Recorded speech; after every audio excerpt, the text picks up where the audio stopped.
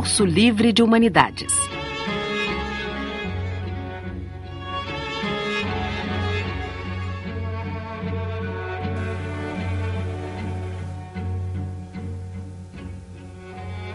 Módulo 1.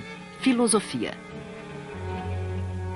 Da Grécia Antiga, as últimas tendências da filosofia política contemporânea, o primeiro curso livre de humanidades da editora Abril agrupa 2.500 anos de história do pensamento numa série de 18 aulas.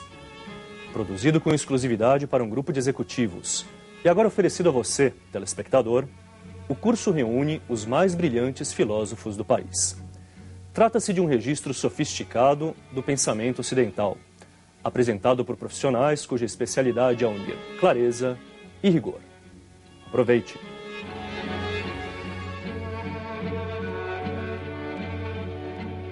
Os caminhos da filosofia. A paixão pelo conhecimento. Com Renato Janine Ribeiro.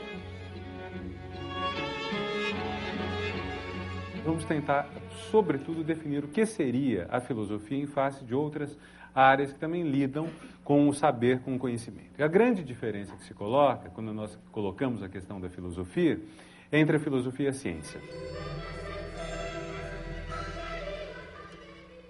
A filosofia é um pensamento basicamente racional. Mas não é nada, é um pensamento. A ciência também é um pensamento, as ciências são pensamentos. O que será a diferença, então? Podemos até colocar a pergunta um pouco mais complexa, um pouco mais rica, e lembrar que a maior parte das ciências nasceram no âmbito da filosofia. Por exemplo, se pensarmos só os tempos modernos, levando em conta que o que chamamos de ciências começa com a grande exceção e quase única da geometria e da matemática em geral, mas sobretudo da geometria, que vem da antiguidade. As outras ciências, praticamente todas, começam a partir do século XVI e, sobretudo, XVII. Quer dizer, as ciências que conhecemos, a física, nascendo no século XVII, a química no XVIII, a biologia também por aí, a sociologia no XIX, as ciências são obras da modernidade, são produtos da modernidade. E elas todas foram nascendo no âmbito da filosofia. Os filósofos do século XVII, Descartes, Spinoza, o próprio Thomas Hobbes, a quem eu dediquei algum trabalho, foram também físicos. A física era algo que era feita por eles. Alguma dessa física hoje sou estranha. Mas a grande questão hobbesiana de Thomas Hobbes, era provar a quadratura do círculo. O que não sou hoje um pouco esquisito, mas que pode ser lido de outra forma, como dizendo que π seria comensurável, não seria um número irracional. Ou seja, que o lado, vamos dizer, o diâmetro do círculo e a circunferência seriam comensuráveis. Coisa que qualquer um de nós aprende já nos primeiros anos de estudo que não é verdade, que não é impossível. A gente começa a fazer aquela divisão de π3, 14, 15, etc. Isso nunca termina. Hobbes achava que deveria terminar. Há uma explicação técnica que eu vou poupar a vocês, mas enfim, é uma discussão... Não, então não vou poupar. A explicação técnica o círculo é uma construção humana, é uma construção artificial. Se ele é uma construção artificial, como todas as outras figuras da geometria, ele não pode ser contraditório consigo próprio, não pode ser inconsistente. Será inconsistente o círculo se, vamos dizer, o diâmetro e a circunferência forem incomensuráveis, se um não seguir a mesma medida que o outro. Portanto, tem que ser comensuráveis, portanto, a conta teria que chegar a um resultado final, o que não chega, o que não dá certo. Então, nós temos essa discussão importante em que autores que às vezes ficaram conhecidos na filosofia por outro lado, por exemplo, Thomas Hobbes é conhecido pela filosofia política, não pela sua física. Descartes é conhecido mais pela dúvida, pela meditação, pelo discurso do método, do que pela sua física. No entanto, esses autores todos tiveram uma contribuição muito importante na gestação das ciências, sobretudo dessa primeira grande ciência moderna, que é a física. Ora, isso vai trazer outras derivações. No século XIX, a sociologia vai nascer da filosofia. Se pegamos Augusto Comte, por exemplo, ele é um filósofo e é também, provavelmente, o criador da sociologia. Então, por um lado, a filosofia funciona como uma espécie de porta de origem de várias ciências. Por outro lado, essas ciências se caracterizam por traços são totalmente diferentes e conflitantes com o que chamamos de filosofia, pelo menos hoje. Eu vou desenvolver isso, mas só para colocar de início. Uma ciência, de modo geral, se procura, não digo exatamente refutar o que há antes, porque é um pouco complicado refutar Aliás, refutar talvez não seja tão complicado, porque é difícil você provar que algo é verdade. A ciência hoje praticamente desistiu de provar que alguma tese é verdadeira. O máximo que ela pode enunciar é que uma tese pode ser refutada em determinadas condições. Mas afirmar que uma tese é verdadeira, provar a verdade dela, é uma coisa tão provisória que não é uma prova. Nós lidamos, então, com o último resultado online, poderíamos dizer, de uma determinada pesquisa, ou com os últimos resultados, até mesmo conflitantes entre si. Mas uma prova de verdade, uma prova que tem uma consistência maior, o cientista praticamente desistiu disso. Ele sabe que outras interpretações, outras leituras mais acuradas poderão vir à luz. Então, nesse sentido, há na ciência uma importância muito grande do último resultado, ainda que esse seja provisório. Isso nós notamos na importância extraordinária que tem na ciência os periódicos. Revistas científicas, journals, nascem e crescem com uma velocidade enorme. São milhares os periódicos científicos em inglês hoje de alto nível. Se vocês entram num portal de periódicos de uma universidade americana ou que a CAPES disponibiliza no Brasil, vocês veem que são 6, 7 mil periódicos de qualidade. E esses periódicos estão renovando o tempo todo a informação. Em filosofia você praticamente não tem isso. Se for ver a importância da publicação periódica, imediata, recente na filosofia e na ciência, é totalmente diferente. Na filosofia, ao contrário. Para nós interessam, em grande medida, os clássicos. Nós, então, estamos lidando com um corpus de autores que se inicia 2.500 anos atrás, que continua válido. Claro que esses autores mudam um pouco de figura. Há autores que desapareceram por uma época, que ressurgiram. Por exemplo, durante toda uma parte da Idade Média, nem sequer Aristóteles era lido, que é um dos filósofos mais longevos, um dos filósofos de reputação mais estável, de permanência mais constante no cânone.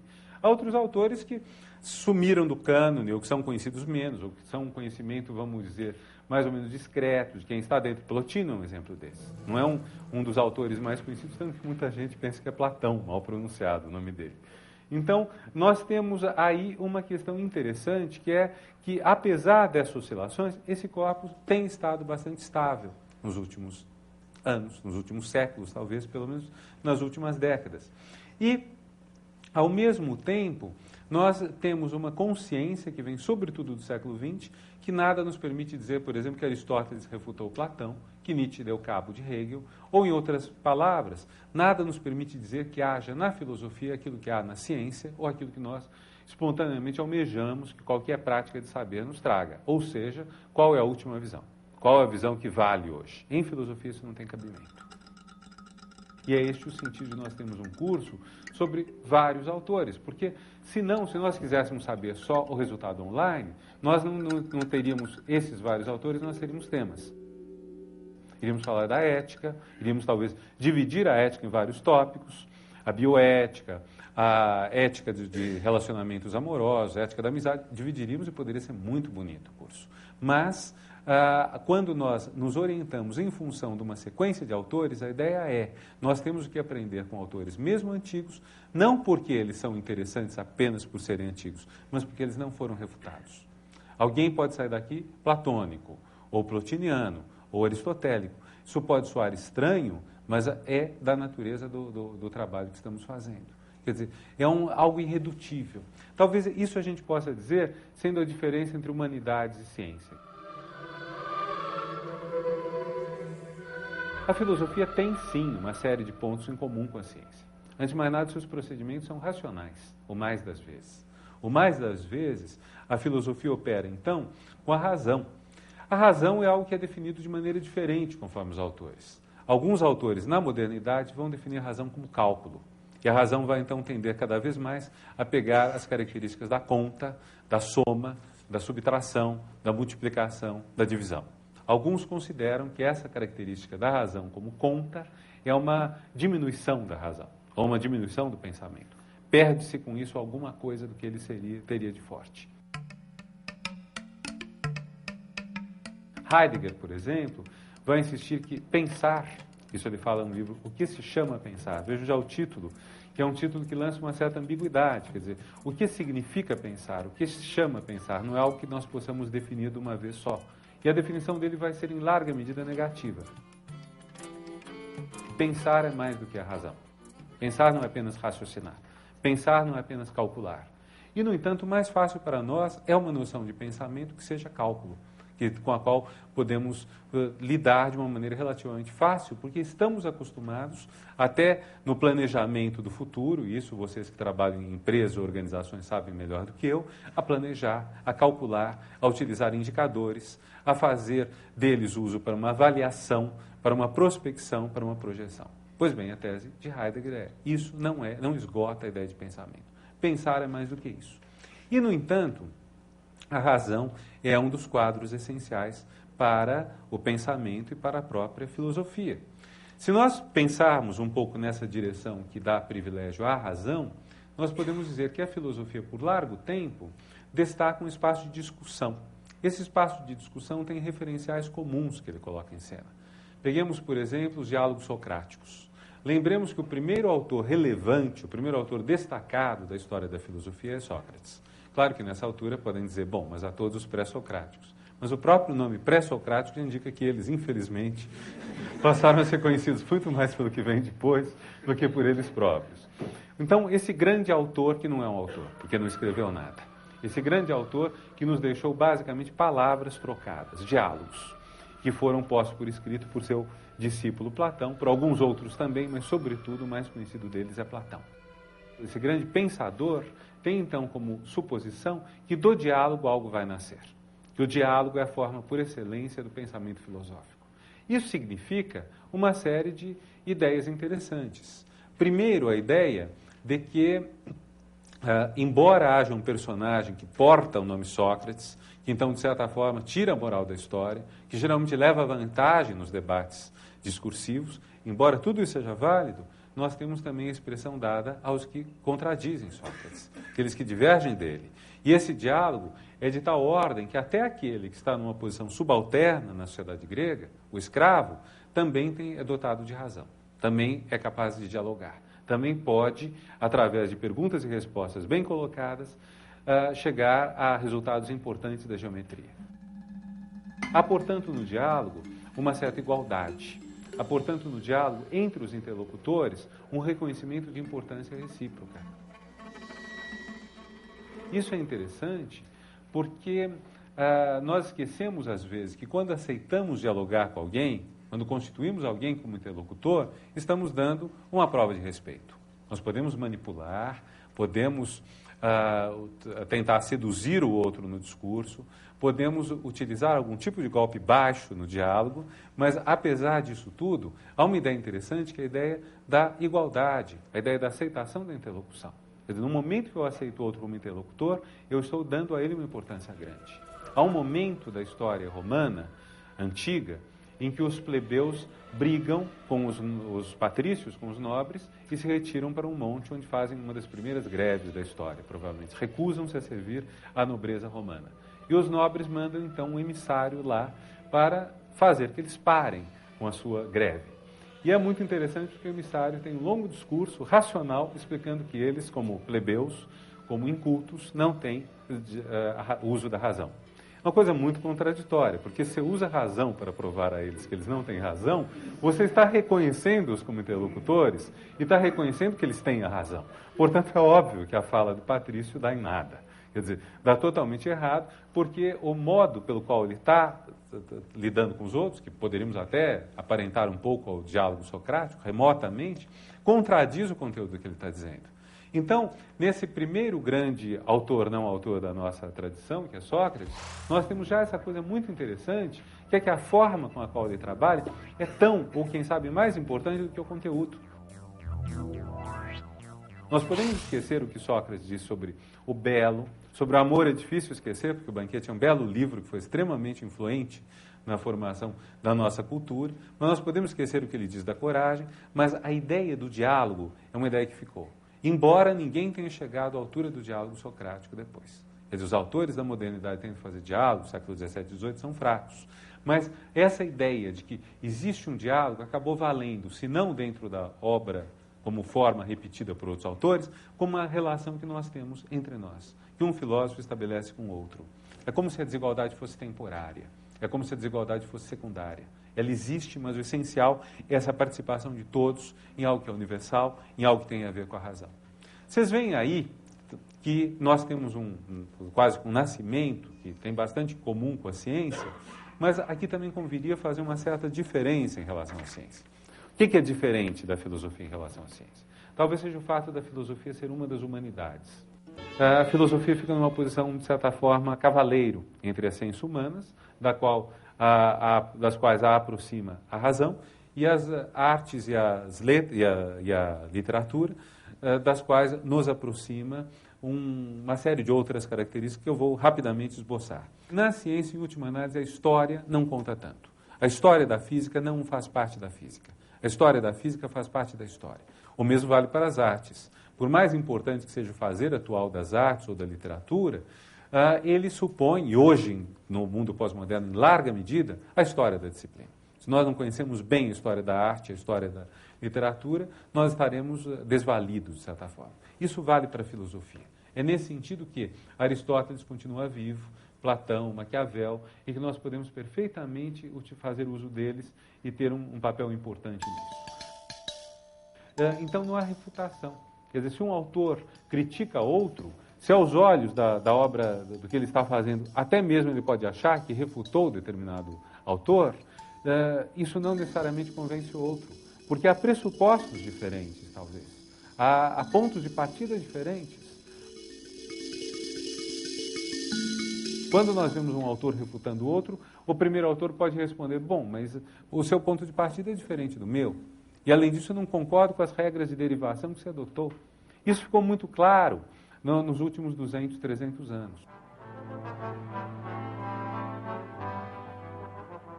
Kant já chegou, no século XVIII, à percepção de que há certas questões para as quais a solução racional não existe. Você chega a certos impasses, que ele chamou aporias. Pode afirmar uma coisa e pode afirmar o contrário. E não há forma de você reduzir isso pela razão. Mais recentemente, e isso é um ponto que eu vou tratar um pouco mais no fim, nós fomos chegando à percepção de que certas questões a gente não tem como decidir racionalmente. As questões dependem, em última análise, de um ato de vontade, de algo irracional. As escolhas na nossa vida, por exemplo.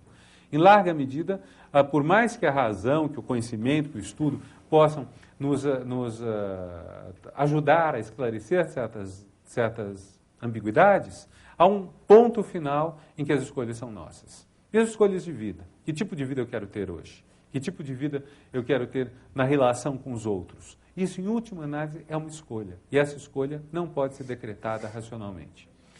Então, a ideia de que da discussão nasce a luz, a ideia de que uma razão universal ou algo do gênero nos permite chegar a um resultado final é muito complicada, é muito difícil.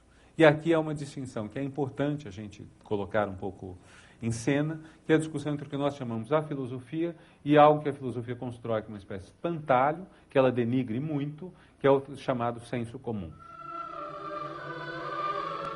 Quase todo filósofo dos últimos séculos tem, em algum momento, um ataque ao senso comum. Mas é interessante que a própria palavra senso comum tem dois sentidos diferentes, conforme a gente a pronuncia em inglês ou em francês. Common sense, em inglês, é um termo nobre. Common sense é algo que se valoriza. Se vocês forem ler a filosofia anglo-saxônica, vocês verão que o common sense é uma coisa boa. Não está longe o que em inglês fala common sense do que nós chamamos nas línguas latinas o bom senso. Não está longe. O common sense é, então, um equilíbrio que indica que a sociedade pensa mais ou menos do mesmo modo, por isso que é um senso comum, entre várias pessoas, é uma comunidade de pensar, e isso é bom, ou pelo menos aceitável. Em francês é o contrário. Em francês, o sens commun, o senso comum, e nas línguas latinas também, o senso comum é o lugar do erro. Existe muito erro por aí, e ele se contrapõe exatamente ao bom senso. Eu diria, o common sense em inglês é prático, o senso comum em francês é teórico. É racional, é científico. Então, tudo isso repercute nessas duas expressões. Quer dizer, quando nós falamos em common sense, que seria, vamos dizer, o que a pessoa não treinada pensa ou acha, em inglês, isso pode ser bom porque pode expressar uma prática inteligente. Em francês, isso será ruim porque expressa uma teoria que se ignora. Ao mesmo tempo, esse mal-entendido ou divergência é luminoso, ele é interessante. Talvez valha a pena a gente referir um episódio interessante de alguns anos atrás, Há um autor americano, é um físico chamado Alan Sokal. E Sokal, numa conversa que era amistosa, mas áspera, se é que é possível ser as duas coisas ao mesmo tempo, ele, num certo momento, pergunta: qual visão vocês acham melhor da Terra? Quer dizer, a Terra é redonda ou a Terra é um disco sustentado em cima de uma tartaruga? E a resposta que foi dada a ele eu achei fabulosa. Alguém disse: mas esses dois discursos não falam da mesma coisa. E é esse o ponto de que os discursos, às vezes, são irredutíveis um ao outro. Quem que diz que a Terra é um disco em cima de uma tartaruga? São povos pré-modernos. Nenhum deles está pretendendo lançar uma aeronave no espaço, nenhum deles está pretendendo a circunnavegação do globo, nenhum deles está pretendendo algo que é o que a ciência moderna vai escorar, ou seja, um conhecimento das coisas como são com vistas a agir sobre as coisas. O tipo de ação, ou melhor, o tipo de ação que alguém que acredita na tartaruga, segurando o universo e causando por isso os terremotos quando ela oscila um pouco, quem acredita nisso é porque, se ele quer intervir no universo, vai ser pelo que nós chamamos de práticas mágicas. Então, não se está falando da mesma coisa. Se eu disser que a leitura da Terra redonda é mais acurada em função de determinados critérios que nós esperamos, que nós valorizamos. Mas o índio ou o outro povo que acredita numa outra visão do universo, para os objetivos dele, provavelmente a sua leitura é mais acurada. Se você introduzir esse mundo desencantado da Terra redonda, da latitude, da longitude, etc., você inviabiliza a magia dele, que talvez seja uma magia eficaz, além do mais. Então, quer dizer, é muito difícil nós estabelecermos qual discurso será superior ao outro. Há uma ideia forte de constituir valores universais.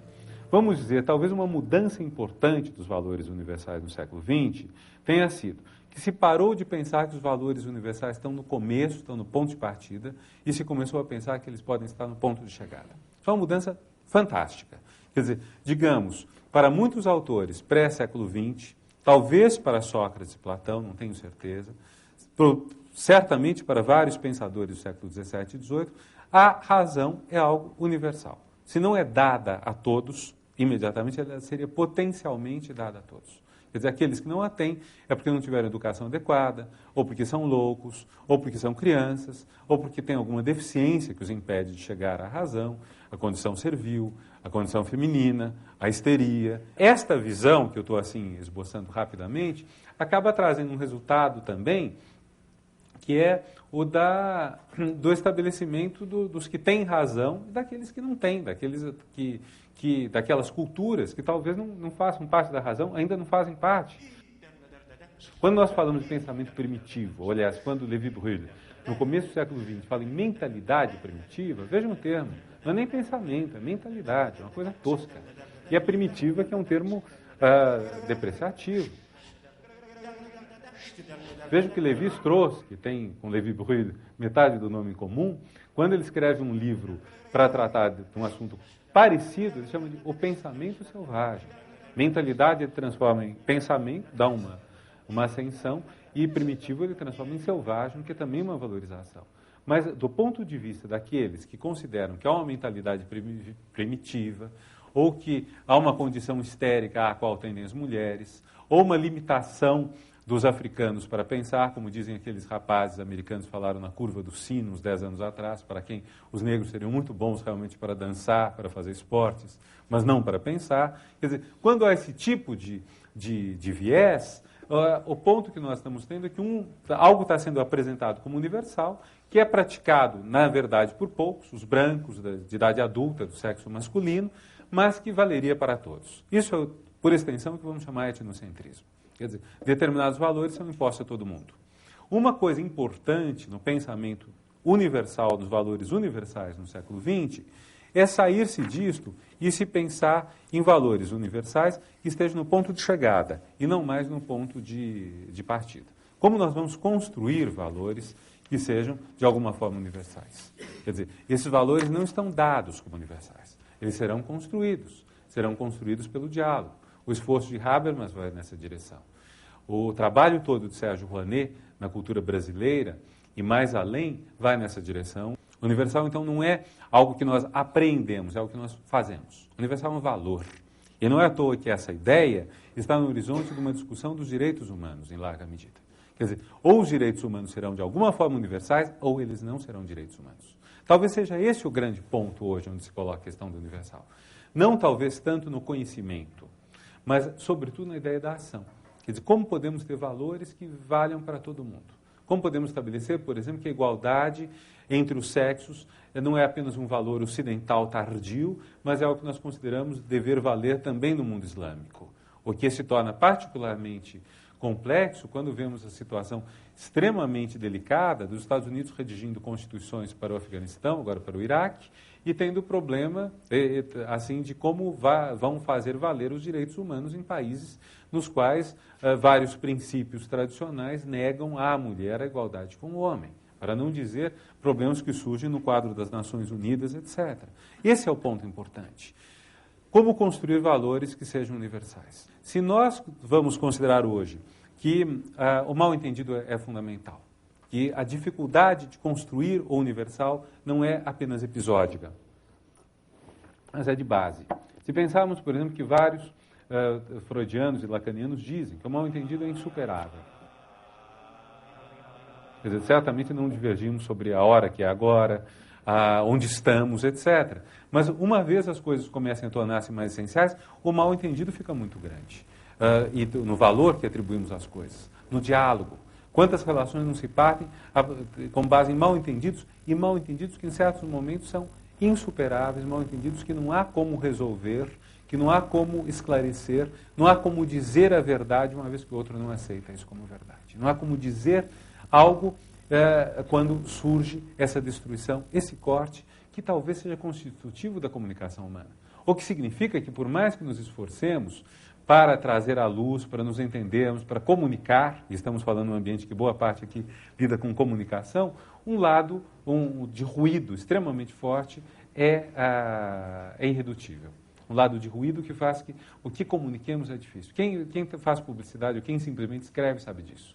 Sabe das coisas que chegam erradas, das coisas que são mal percebidas, das comunicações que não dão certo, ou simplesmente do erro. A construção do universal é muito positiva como valor, mas ela é impossível como algo pleno. Não dará plenamente certo. E o problema que está aí não é um problema simplesmente de teoria do conhecimento ou de teoria do ser, ou seja, do objeto que estamos conhecendo ou do nosso modo de conhecer. O problema está na ação. Quer dizer, à medida que agimos, estamos tentando construir valores universais. E à medida que agimos, nos damos conta também do descompasso que há entre o que nós dizemos, o que nós queremos e o que os outros dizem, o que os outros querem. Talvez isso esteja ligado ao enfraquecimento maciço que ocorreu ao longo do século XX dos valores que antes eram tidos por absolutos.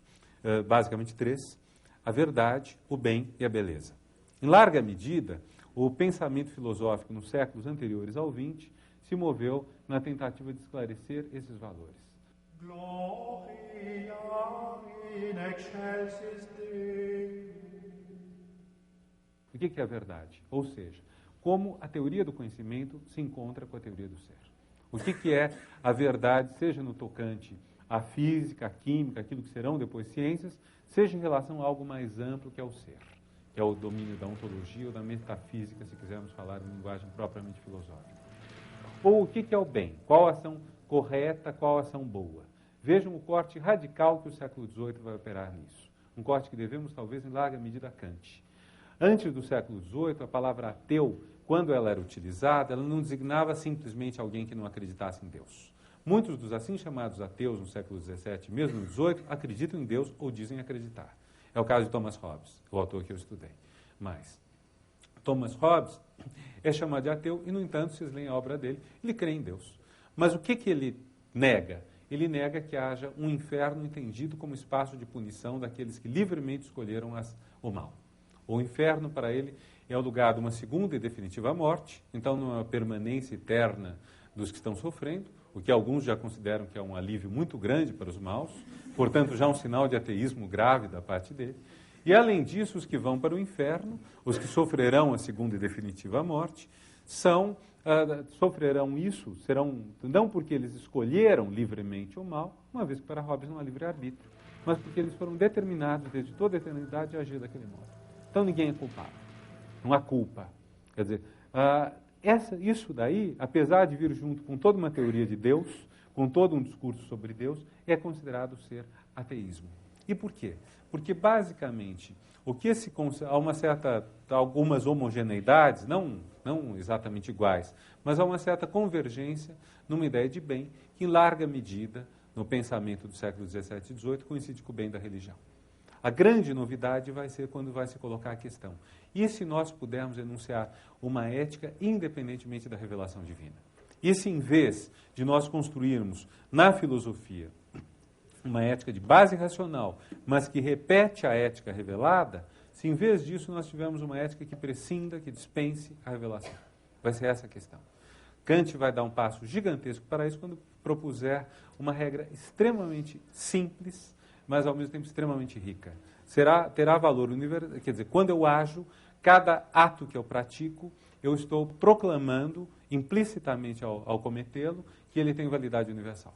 Então, por exemplo, nesse caso, não preciso mais ter leis enunciadas pelo Estado ou decretadas por Deus. Se eu decido furar o sinal vermelho, eu estou implicitamente proclamando que todos têm direito a furar o sinal vermelho, ou seja, o meu risco de ser morto nas próximas horas aumenta tanto que, então, é mais prudente, é mais correto, é mais ético da minha parte eu enunciar que só no sinal verde eu tenho esse direito. E por aí vai. Essa universalidade da regra, que é bem mais complexa do que isso, mas que tem nesse ponto o seu cerne, é muito interessante porque é a primeira grande realização no sentido de construir-se uma ética sem a base na revelação divina. É uma ética que o ser humano ele próprio pode decretar. Ele pode legislar e ele pode, com base nisso, funcionar. Agora, com isto, nós podemos também ter divergências sobre os valores. Nós podemos chegar a uma sintonia cada vez mais fina dos valores, podemos tornar a coisa mais complexa. Com isso, o valor absoluto muda um pouco de figura. Também na questão do bem. Na questão da verdade, eu já tinha comentado no início, que a ciência hoje não prova, ela quando muito refuta. Mas provar positivamente não se pode dizer. A beleza também é outro ponto, que mudou muito ao longo do século XX. Aliás, já desde o século XIX, ninguém hoje faz uma estética seriamente a partir da ideia de beleza. Teoria estética lida com arte, mas não com a beleza. A beleza ficou tão ligada a uma representação que, enfim, pode ter um excelente pedigree, vindo da secção áurea dos gregos, vindo da beleza clássica, pode ter tudo isso, mas ela não dá conta da arte do século XX. Nós entramos numa exposição, a maior parte do que nós vamos ver não entra nos cânones da beleza. Nós podemos ver outra coisa, mas que é belo, o belo acaba funcionando mais para o kitsch do que realmente para obra de arte de qualidade. Então, esses três valores absolutos com os quais há tanto tempo se lidou, eles foram extremamente enfraquecidos ao longo do século XX, sendo que começando já, talvez, em certa medida, no XIX. No caso da beleza, na prática das artes, é muito visível. Desde, pelo menos, o impressionismo, a coisa começa a entrar em xeque.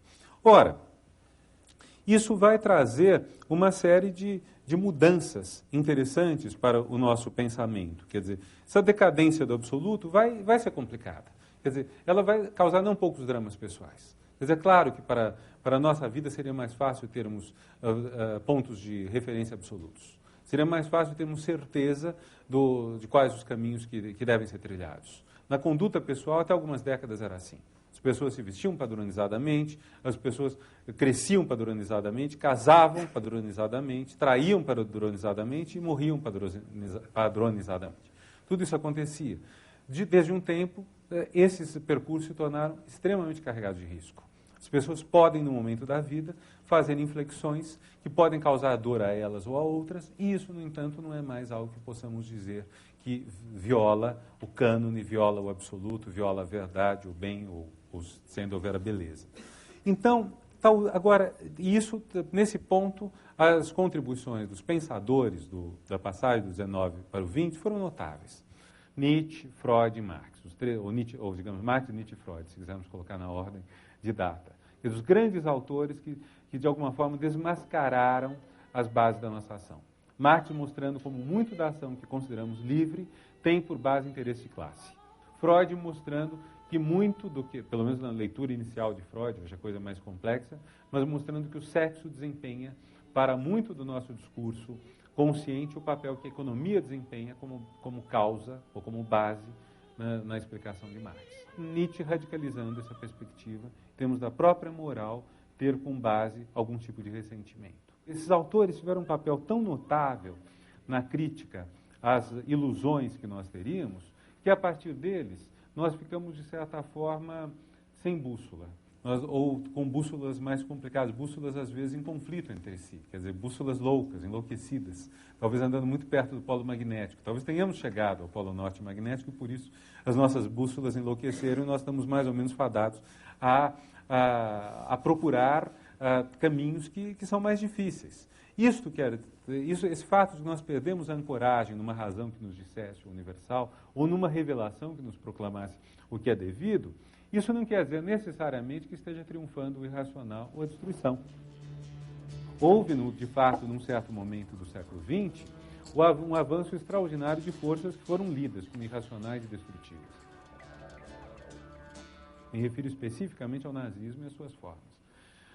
Que são, vamos dizer, dentro do século XX, século que começa sob a luz de progresso e termina na crença do progresso, são talvez uma excrescência, talvez um grito terrível, algo que é difícil de entender e que nós tendemos hoje a considerar que felizmente foi ultrapassado, mas não sabemos ser.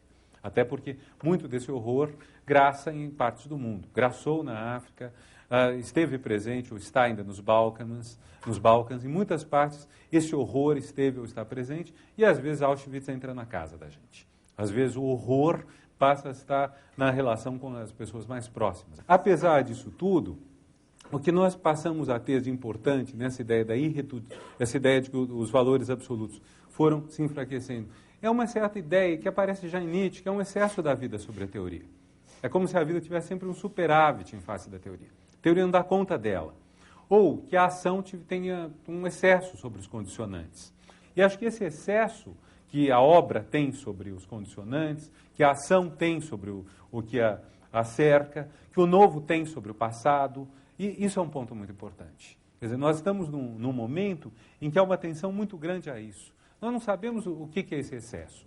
Se esse excesso é porque nós não conseguimos explicar, porque o nosso conhecimento é limitado, então, uma hipótese, tudo é causado por algo, só que nós não conseguimos entender quais são as causas. Então, um autor que escreve algo, alguém que age, existem causas. Se eu, de repente, tenho um destempero, ou qualquer um de nós tem, de preferência não aqui, quer dizer, se alguém tem uma coisa dessas, pode ser que haja causas que não estejam ao alcance de nosso conhecimento, mas que existam. Isso é uma hipótese. Mas há também a hipótese de que certas ações extrapolem, excedam as causas dela. Nós não sabemos. Mas o importante é que nós temos que estar muito atentos a essa extrapolação, que é outra forma de dizer o mal entendido. Que é outra forma de dizer que o entendimento não dá conta disso tudo. A filosofia lida com duas dimensões essenciais. Digamos, quando se fala em filosofia, se pensa de um lado conhecimento, de outro lado a ação. Então, é uma tradição distinguir. Digamos, o ser, o que é, está ligado estreitamente ao conhecimento. Teoria do conhecimento pode ter vários nomes, pode ser ciência, pode ser gnoseologia, pode abrir espaço para as teorias das ciências, epistemologias. A teoria do ser pode ser a ontologia, pode ser a metafísica, mas essa é uma certa vertente, vamos dizer, da filosofia. Outra vertente é da ação. A vertente da ação vai ter como seus lugares principais a ética, e a teoria da ação geralmente individual, e a política, que é uma teoria da ação geralmente coletiva. Durante muito tempo se pensou, nós podemos conhecer e dessa maneira ter a chave para deduzir a ação. Se nós voltamos a Marx, uma parte do pensamento de Marx é isso. Marx provavelmente acreditava nisso.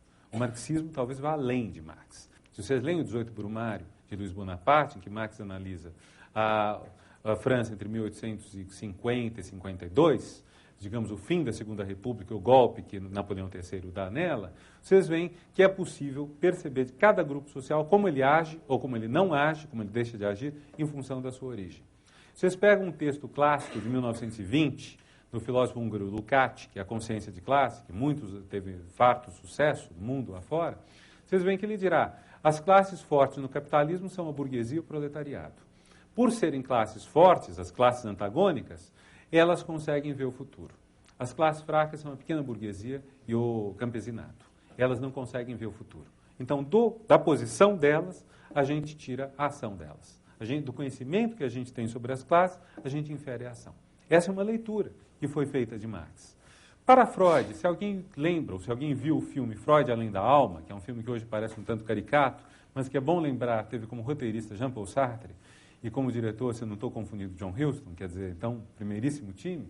Se alguém viu ou lembra esse filme, é um Freud, vamos, das causas. Você tem o trauma, você traz o trauma à tona, resolveu.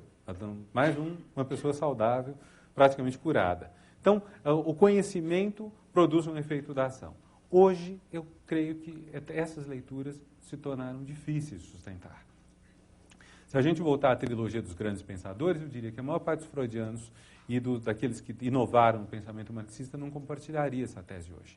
E Nietzsche, já ele, não compartilharia. Ou seja, se nós quisermos pegar os três grandes pensadores que puseram o pensamento em xeque, nós vemos que nem mesmo a partir dele, que não é mais possível validar o conhecimento como chave para a ação. Não é mais possível fazer uma grande teoria do conhecimento, das posições do conhecimento sobre nós, e dizer, nossa ação decorre disso. Nossa ação passa a ter, então, um elemento, de certa forma, obscuro. Talvez a grande questão filosófica hoje seja o agir. Seja o agir político, o agir ético, o agir inovador, o agir criador. E talvez por isso a gente possa fechar com um pensador improvável, que é Maquiavel. Um pensador moral. Chamar Maquiavel de pensador moral é muito improvável, muito esquisito, porque ele aparece como um grande pensador amoral.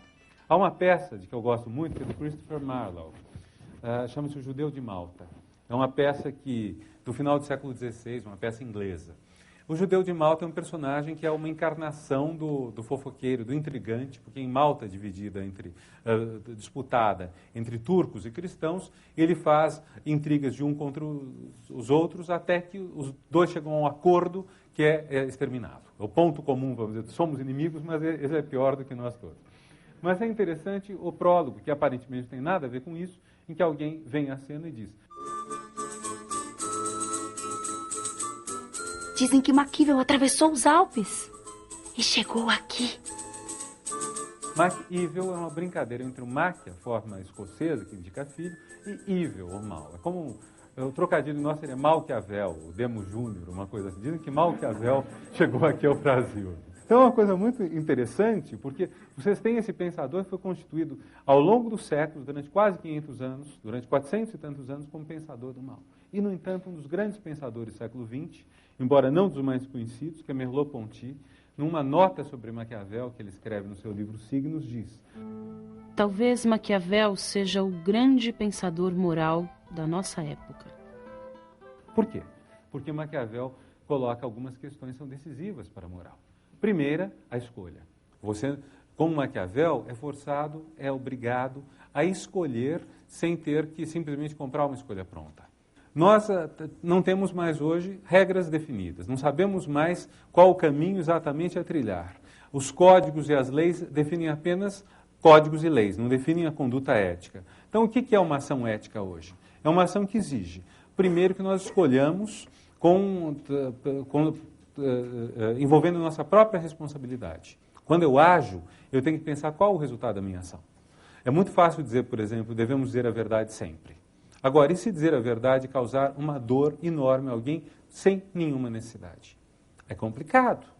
Agora, então pode ser que mentir seja mais válido, mas e se se nós temos uma relação na qual é importante dizer a verdade, uma relação na qual é fundamental que tudo seja dito para justamente construir uma relação de qualidade melhor. O que acontece mais nas relações mais íntimas e, sobretudo, quando queremos que elas vão para frente. Então, não existe aí mais uma regra pré-determinada. Depende muito do que está presente entre as pessoas, do que vale entre elas. Maquiavel tem esse lado que nos parece, ou que pareceu a fonte da imoralidade a ele atribuída, que é a insegurança do agir. A insegurança do quadro em torno. Maquiavel não propunha que todo mundo fizesse o que melhor lhe parecesse. Ele escreveu para o príncipe. O príncipe que não tem uma rede de proteção, o príncipe que não tem garantia do resultado dos seus atos, o príncipe pode eventualmente agir fora do cânone, fora da lei. Mas isso porque ele está salvando a sua pátria. E eventualmente manter a palavra dada pode destruí-la. Isso vale para o príncipe, diz Maquiavel. Agora, o príncipe tem um resultado que ele é altamente ético. É o resultado de que ele arca com as consequências dos atos. O interessante, eu diria, é que, de certa forma, nós estamos, como indivíduos, cada vez mais nessa posição do príncipe de Maquiavel. O nosso mundo perdeu muito dos sustentáculos de segurança nos quais ele se baseava. Quer dizer, o nosso mundo é esse, é o mundo da diversidade, de uma diversidade muitas vezes sem hierarquia, chamemos isso democracia às vezes, chamemos isso caos às vezes, fiquemos contentes com isso porque nos dá maior liberdade, fiquemos apreensivos porque isso nos deixa em chão ensaboado, isso nos pode dar maior chance de encontrar a felicidade do que em épocas nas quais cada um de nós tinha já os modelos em pequeno número entre os quais escolher, ser chefe de família, ser padre, ser militar, poucos elencos, vamos dizer, para um homem, ou para a mulher também poucos. Temos mais possibilidades de encontrar nosso caminho e temos um preço mais alto também a pagar, possivelmente, porque a chance de dar errado é extraordinária. Mas, de qualquer forma, acho que isso é uma ilustração do que significa a maneira como hoje a filosofia se apresenta. Este curso, se fosse dado há 50 ou 100 anos atrás, provavelmente seria um curso que mostraria o progresso da filosofia chegando ao seu último momento. Então, o interesse em ler Aristóteles, Platão, etc., seria um interesse genuíno, mas seria um interesse interna corporis. Seria um interesse que, de forma alguma, diria, eles são válidos. Hoje, nós não podemos ler a filosofia sem pensar nessa irredutibilidade. E esse é o ponto interessante, porque eu creio que todos vocês têm uma formação científica em maior ou menor grau. Eu acho que é interessante, então, levar em conta que vocês vão estar em contato com um pensamento que é altamente racional, mas que não compartilha com a ciência essa ideia de que, de alguma forma, nós cheguemos a um resultado, a uma conclusão, a uma consequência, a um acordo, a nada disso.